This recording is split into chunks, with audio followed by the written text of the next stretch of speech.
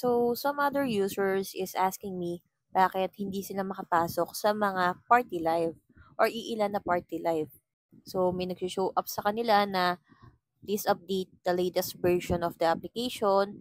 So, there's no update yet on Von and Huawei application. That's why kayo ay hindi makapasok sa mga 25 seats.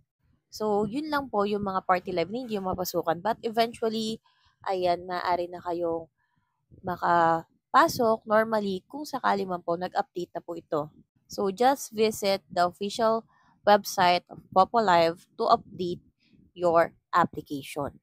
So, ang 25-seater is available po yan para sa Diamond and SVIP.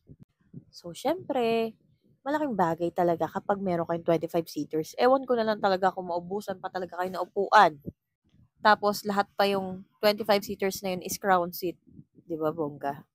So, if you guys have any questions, you can visit my live every 9 p.m. My user ID is 79170. And I have some tutorials on my social media accounts. Just search Tita Laika. So, see you in a bit. And kain lang muna ako bago ko mag-live.